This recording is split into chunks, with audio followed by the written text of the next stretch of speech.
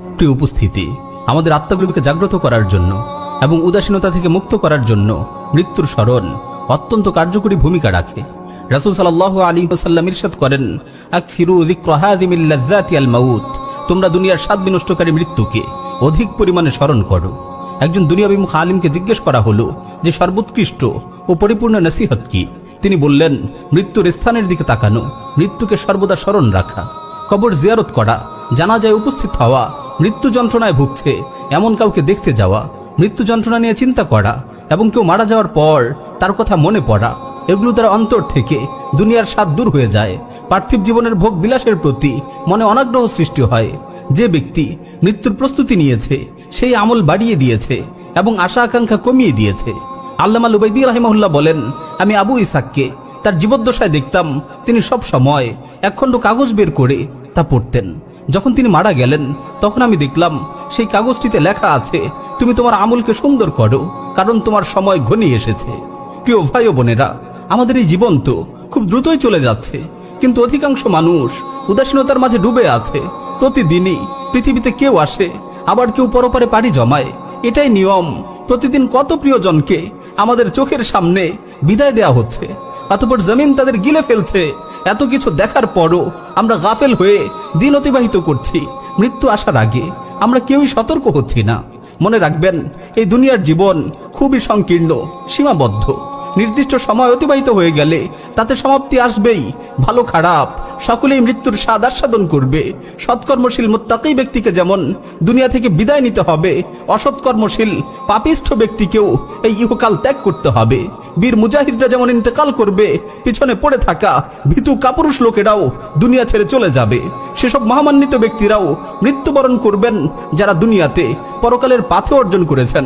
সেসব লুফিরাও মারা যাবে যারা দুনিয়ার জীবনকে কেবল উপভোগী করেছে। আল্লাহ তাআলা ইরশাদ করেন, কুল্লু মান আলাইহা ফান, দুনিয়াতে যারা আছে সকলেই ধ্বংসশীল।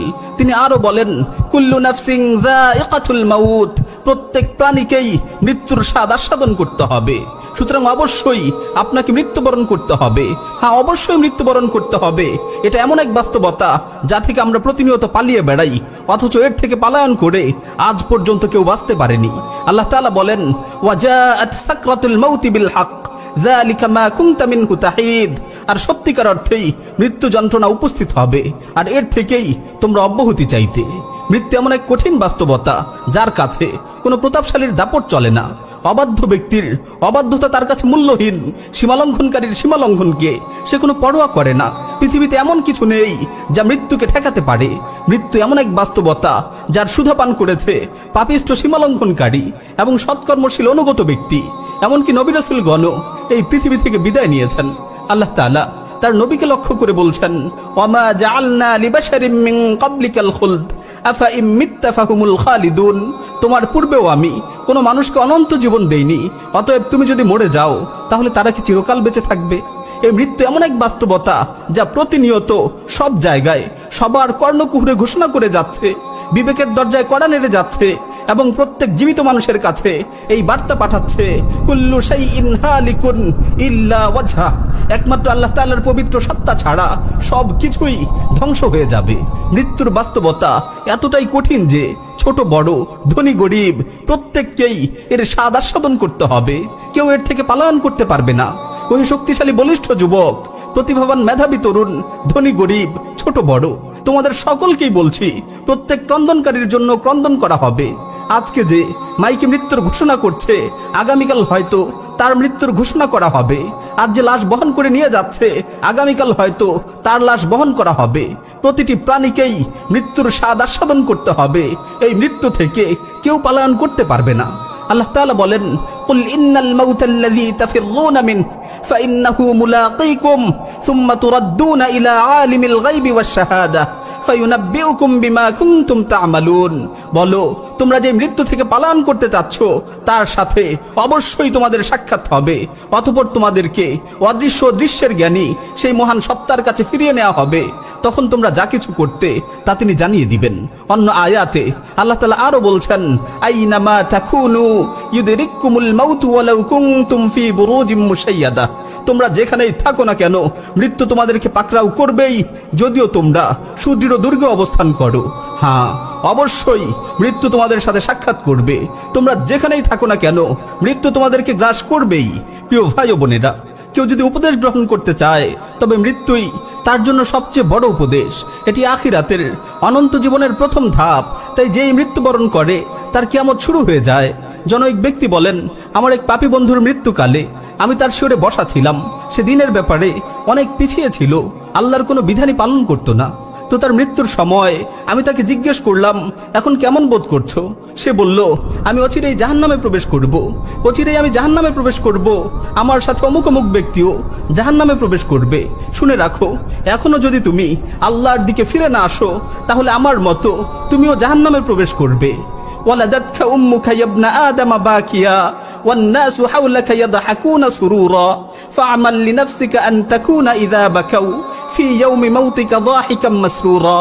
আদম সন্তান, তোমার মা তোমাকে ক্রন্দনরত অবস্থায় ভূমিষ্ঠ করেছে, আর মানুষেরা তখন তোমার পাশে বসে হেসে হেসে তোমাকে বরণ করেছিল। সুতরাং এমন এক পুণ্যময় জীবন তুমি গঠন করো যে মৃত্যুর সময় তুমি হেসে হেসে এই পৃথিবী থেকে বিদায় নিবে, আর মানুষেরা তোমার পাশে বসে ক্রন্দন করতে থাকবে। প্রিয় ভাই ও বোন, আজ দুনিয়া লোভী ওই সকল ক্ষতিগ্রস্ত লোকেরা কোথায়? কোথায় সেসব প্রতাপশালী ও সীমা লঙ্ঘনকারীরা? তারা চলে গেছে, কিন্তু তাদের সম্পদ নিয়ে যেতে পারেনি। অন্যরা সেগুলো ভাগ করে নিয়েছে। তারা ওই নিকৃষ্ট দুনিয়ার প্রতি ঝুঁকে পড়েছিল। উঁচু উঁচু দালান কোঠা আর সম্মানের আসন পেয়ে সেগুলোকে তারা চিরস্থায়ী ভেবেছিল। অতঃপর যখনই তারা সেগুলোকে নিয়ে সন্তুষ্ট চিত্তে জীবন কাটাচ্ছিল, তখনই মৃত্যু তাদের ধরাশায়ী করে ফেলল। কত জালেম বহুকাল ধরে জুলুম করেছে, সীমা লঙ্ঘন করেছে, নিজ পরিবার পাড়া প্রতিবেশীর কোনো খোঁজ খবর নেয়নি। অবশেষে মৃত্যু এসে তার সকল পাওনা চুকিয়ে দিয়েছে। কোথায় সেই দৃঢ় সংকল্পের অধিকারী মানুষগুলো? মৃত্যু তার আশা আকাঙ্ক্ষা ও সকল দৃঢ় সংকল্পকে ছিন্ন ভিন্ন করে দিয়েছে। এমনকি তার দেহ থেকে সামান্য কাপড়ের টুকরো খুলে নিয়েছে। সুতরাং হে বিচক্ষণ লোকেরা, তোমরা শিক্ষা গ্রহণ করো। যে লোকটি দুনিয়ার মোহে ধোঁকাগ্রস্ত ছিল, সেও দুনিয়া থেকে বিদায় নিয়েছে। শুধুমাত্র সামান্য একখণ্ড কাফন নিয়ে সে কবরে গিয়েছে। তার যন্ত্রণা শুরু হয়ে গেছে, সুন্দর মুখাবয়ব বিকৃত হয়ে গেছে। হে গাফেল, তোমার মৃত্যু যন্ত্রণার কথা একটু ভাবো। মনে রেখো, অতি শীঘ্রই তোমাকেও পাকড়াও করা হবে। হে উদাসীনতার পথের পথিক, কখন তোমার এই কঠিন হৃদয়ে কোমলতার ছোঁয়া লাগবে? হায়, মৃত্যুর পর তোমার ইচ্ছাগুলো কোথায় যাবে? হায়, মৃত্যুর পর তোমার আশা আকাঙ্ক্ষাগুলোর কি অবস্থা হবে? হে অজ্ঞতায় সন্তুষ্ট হয়ে থাকা নির্বোধ, কখন তুমি দুনিয়াকে আখিরাতের বিনিময়ে বিক্রি করে দেবে? আল্লাহ তার প্রতি রহম করুন যে সতর্ক হয়েছে এবং প্রস্তুতি নিয়েছে। আল্লাহ তার প্রতি রহম করুন যে সতর্ক হয়েছে এবং প্রস্তুতি নিয়েছে।